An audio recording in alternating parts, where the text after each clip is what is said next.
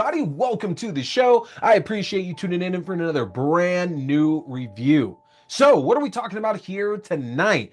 Folks, we have a new TV series here on Prime Video starring Kevin Bacon about a bail bondsman who is tragically killed but is returned from hell to hunt demons for the devil. Tonight in TV reviews, we are talking The Bondsman. Now, what I gotta mention here first is that Prime Video did drop the entire first season at once. There are 8 episodes available for you all to go and check out right now, but we are not going to do this in under the binge model, folks. I'm gonna be following this show over the next 8 weeks, covering 1 episode every single week. The first thing that'll really be pointed out is that the very mere premise, a bondsman who collects demons who have escaped from hell to send them back to the devil, this is not the first time we've seen or heard of a premise like this. A lot of you might remember a late 2000s CW WB show called Reaper that focused on the son of the devil who also was assigned to go find and hunt down demons that had escaped from hell and send them on back. Now that show, very much lighthearted, very much comedic. Ray Wise played a great Satan in it, and they had a great running gag that every single episode, the son of the devil would have to use something new to hunt these demons down. He'd be given a new object and told that this is what you have to use. So very, very fun show, and it was canceled way before it should have. I recommend it, especially for those y'all that love our shows like Supernatural or Buffy or Angel or Charm. It's right in the same vein as those, with again a little bit more humor. You might also remember the 2010s 3D film Drive Angry that starred Nick Cage. That movie was about a man who escapes from hell to hunt down a cult leader that has targeted his family and finds a demon on his own trails trying to bring him back to hell as well. Now, just like Reaper, this was a really, really fun movie. The 3D actually enhanced a lot of it. And this is when Nick Cage was just getting into his bag, doing all this wild horror stuff. Point is, this is not anything new in terms of story. So it's a question of how is this going to be handled? In our first episode, Pot of Gold, very much sets the stakes that while there is going to be a lighthearted tone to it, like these other properties I mentioned, the show is going to run more seriously than either of those combined. And the reason why I say that is in the first 5 minutes of this show, Kevin Bacon's character Hub, who is going to collect a bond, throws a wasp nest into a hotel room, which is played lighthearted. I feel that was there to disarm us and make us think that this is going to be a much more comedic show than what it is. And only moments later catches a shotgun blast to the back and viciously has his throat slit as well, with a lot of blood while we are looking straight on with this going on here.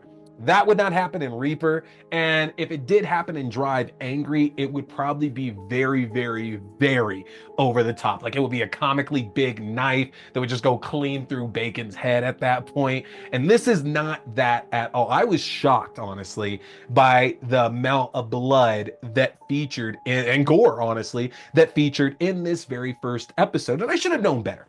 Kevin Bacon, as we know, does not disparage his horror roots at all. He loves coming back to do the genre, and he probably wouldn't have done this if he didn't feel there was at least a little bit of respect for us horror fans out there. So please believe this is a very, very serious show.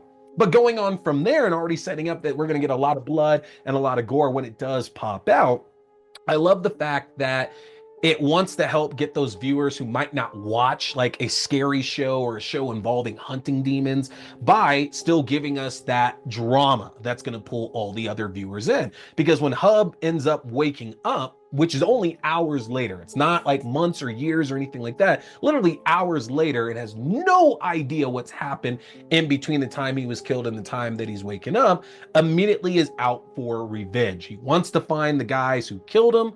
He ends up going back home, cleaning himself up a little bit, and finds his throat magically healing itself with no understanding as to why. And after a tip from his mom, played by Beth Cooper, who you might know from Mayfair Witches. She was in the first season of that. She was in Jericho, another show I love. She's been all over for decades at this point. But his mom sends him in the right direction to go find the men that actually killed him the previous night, which leads him to the bar owned by his ex-wife's new boyfriend, Lucky Callahan. Hub and Marianne have a very nice relationship. They're able to talk and converse about most things. Hub obviously doesn't like her new boyfriend, even more so for the fact that he tried to actually kill Hub just 24 hours prior.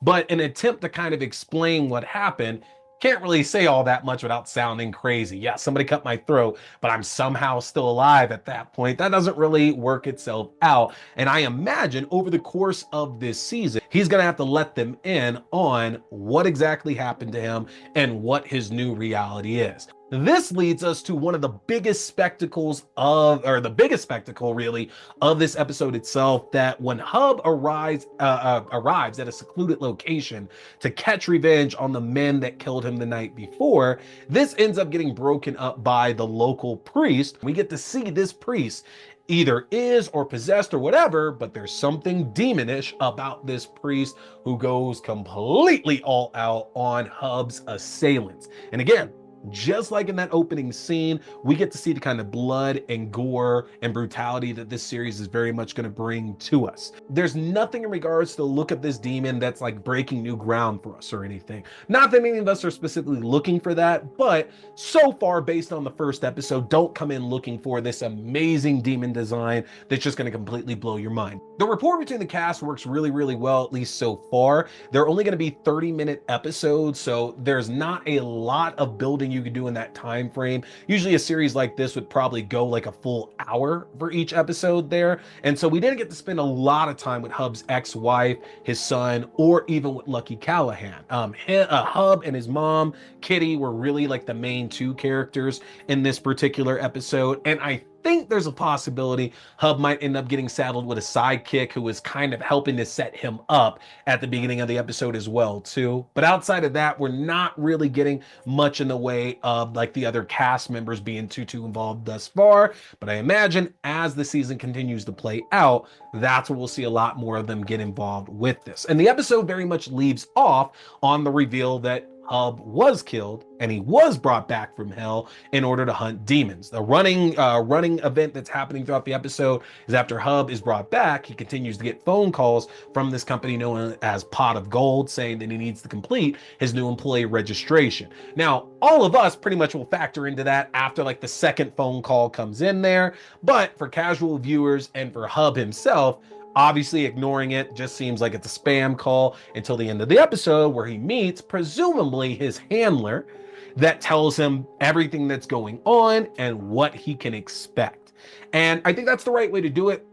Like, let's get out of this shroud of mystery at this point and embrace things right away. Let him know that what you're seeing is very much real. Here are the stakes. You need to accept them. Otherwise, you're going to end up dead. I think that's the right way to go about this, because for only an 8-episode season that's only running 30 minutes for each episode, we cannot waste 2 or 3 episodes trying to get Hub to really believe what's actually happening here. He needs to buy it right away so we can just get right into these adventures. And my big hope is that they have already planned out a couple of seasons and that maybe this is a show that already got like a 2-season order, just because again, the short episode count and the short runtime of it means we're going to blow through the season very quick. All episodes are already available on Prime Video. So I'm hoping this catches fire in the first week or 2, and then they immediately greenlight this second season. So it's not a long wait to the next one. Hoping very much early 2026 if we can get a season 2 out of it. But so far, very much enjoying this show. Kevin Bacon is great in it. I love that he continues to embrace his horror roots, and it doesn't matter what age he's in. If it's a good script, he's going to jump on into that. The brutality, the blood, the action, the violence in this is a lot more than what I was reasonably expecting. It's a premise that we've seen work numerous times before. Thus far, it's working here. Let's see if the hard edge tone of it gives it something different than what we've seen in this show here before. So I'm excited to keep on covering this with y'all. Y'all let me know what you're thinking of The Bondsman so far. Again, you might go through this all right away, binge it, just get it done and over with. But We're going to come at this one weekly. So hit me in the comment section of what you're thinking of the first episode of The Bondsman, Pot of Gold. And of course, get subscribed to my link tree, as that's the best way to stay on top of all the content I'm dropping for y'all. The best way to do that is to hit linktr.ee/T scary movie. If you get there, that'll give you access to the YouTube page for the video versions of the show, your favorite podcasting platforms for the audio-only versions of the show, my Letterboxd page for written reviews and movie rankings through the year, my TikTok page for full episodes, movie news, movie premieres, my Twitch page for horror gaming, and my Fangoria shop page where you can enjoy a 20% discount off anything in the Fangoria shop.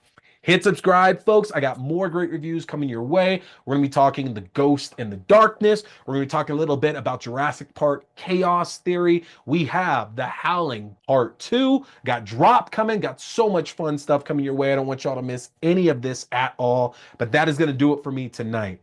My name is T. We've been talking scary movies. Stay scared.